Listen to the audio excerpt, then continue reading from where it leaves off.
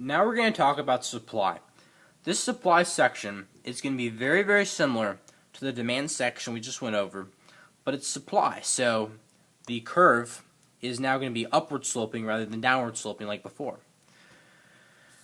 We're going to introduce the supply section with a concept, and that is the law of supply. And this states that as price increases, quantity supplied increases, and as price decreases, quantity supplied decreases. In economics, always think of things conceptually. Don't just memorize things. Understand them. So you're a factory, you're a business. If the price of a good increases, do you want to sell more of that good or do you want to sell less? You want to sell more because when prices increases, you make more money. So, if the market price of diamonds is really, really high, you're going to have a greater incentive to produce more diamonds or find more diamonds.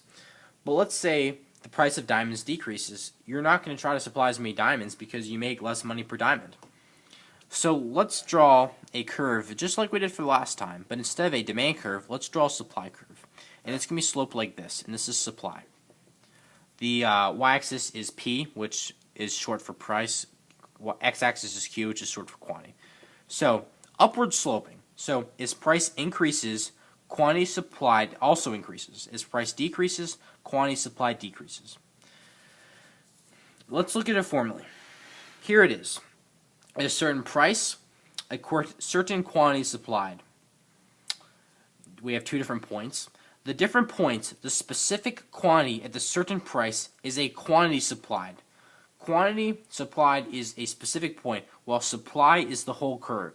Supply shows the different quantities that will be supplied at different prices, while quantity supplied, certain point. Just like before for the demand curve, we have a movement along the supply curve. So if the price changes from A to B, there is a movement along the supply curve from A to B. So a movement along the supply curve is a change in quantity supplied. However, we also have shifts in supply. It can shift. So here is a shift to the right. Supply increases. Shift to the right always means increase. Shift to the left always means decrease. This is a change in supply. So, why would a change in supply happen? Let's say, for example, that we are a diamond broker. We sell diamonds. If all of a sudden huge diamond mines are found, the supply of diamonds is going to shift to the right, because at any price we are going to sell more diamonds because there are more diamonds out there. Now we're going to go over different factors affecting supply. The first is the price of inputs. And just for example, this is for shifts. So this isn't like this. The factors affecting supply for shifts is this, the shifts. So the changes in supply, not changes in quantity supplied. So the first is the price of inputs. So let's say that we sell frozen hamburgers. If the cost of beef increases, then our supply curve will shift to the left. It will decrease because it costs more to produce my good now. So at any price, I'm going to produce less because I have less incentive to produce because I make less money per frozen hamburger. The second factor that affects supply is technology. When the cotton gin was invented, it revolutionized the cotton industry. It was much easier to produce cotton and make clothes. So at any price, we started producing more cotton. So the supply curve shifted to the right because, at the same price, we now want to produce more cotton. Another thing is expectations. We may ask ourselves, is there going to be a recession? Is there going to be a depression?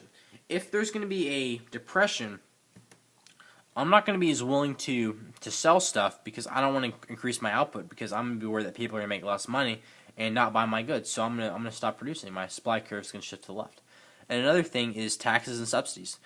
If the government starts imposing a tax on my goods, my supply curve shifts to the left.